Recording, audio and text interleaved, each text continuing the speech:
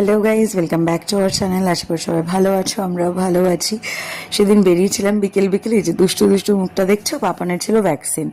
তো ভ্যাকসিন দিতে গিয়ে তো ওর আর বলবার কথা নেই, আমাদের ঘন্টাখানেক আগে তো প্রতিদিন যেতেই হয়, কারণ ওখানে একটু ওয়েট করতে হয়, ডাক্তারবাবু আসেন, তারপরে আরও অন্যরা থাকে, এই করে আমাদের 4 নম্বর 5 নম্বরে নাম হয়ে যায় প্রত্যেকবারই।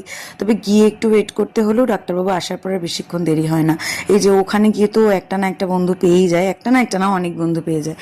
তো যাই হোক, বন্ধু বান্ধবের সাথে খেলা করে সেদিন চলে এসেছিলাম বাড়িতে।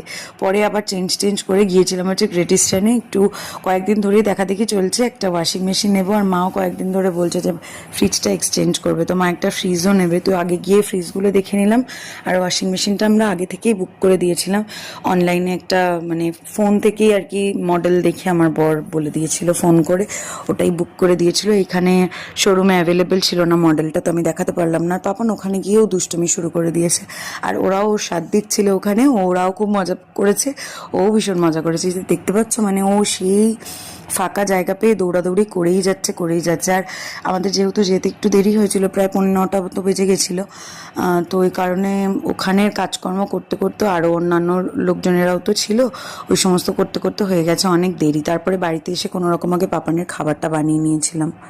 দেখো কেমন বদমাইশের মতো মুখটা করছে। তো এই যে আমাদের ওয়াশিং মেশিন ফাইনালি পরের দিনই এসে গিয়েছিল, আর মায়ের ফ্রিজটাও তারপর দিন ডেলিভারি করে দিয়েছে। আর ওয়াশিং মেশিনের সাথে আমাদেরকে গিফট দিয়েছিল এরকম একটা চপার, এটা পুশ করলে চলে। তো ভিডিওটা কেমন লাগলো জানিও, আবার খুব শিগগিরই নতুন ভিডিওর সাথে দেখা হচ্ছে।